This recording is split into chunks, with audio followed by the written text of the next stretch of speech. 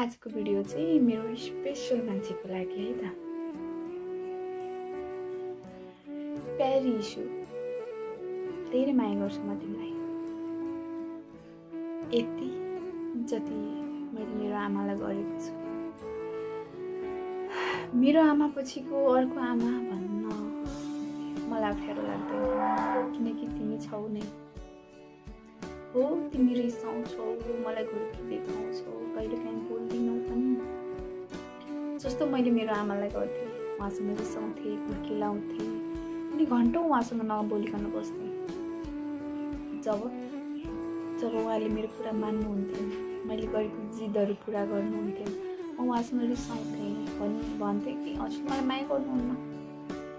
हो, तिमी पनि त्यस्तै गर्छौ, तर म तिमीलाई एकदम धेरै माया गर्छु, एकदम धेरै।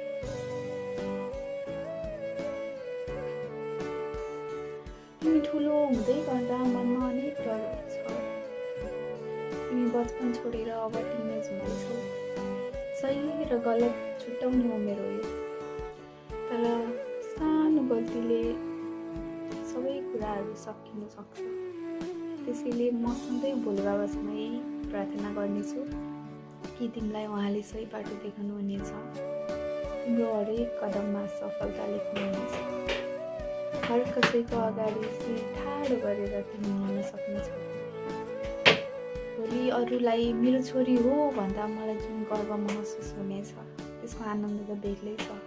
हो, मलाई थाहा छ तिमी त्यो स्थानमा पनि पुग्नेछौ, किनकि तिमीमाथि मेरो धेरै होपहरू छ, धेरै अधुरो सपनाहरू छ। म भन्दिनँ तिमी मेरो लागि यो नै भन्नुपर्छ, बस म तिमी सफल भएको हेर्न चाहन्छु।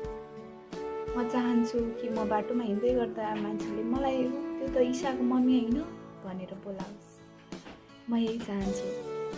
म हरेक दिन यही चाहन्छु कि तिम्रो अनुहारमा खुसी होस्, तिमीले चाहेको हरेक कुराहरू पुरा गर्न नसक्नुला, तर जति पनि जरुरी छ तिमीहरूको, म त्यो हरेक पुरा गर्नेछु। कोसिस होइन, पुरा नै गर्छु। किनभने मैले पनि सानो छँदा धेरै कुराहरू सहेर आएको छु, र पछिल्लो समय पनि सहेकै छु।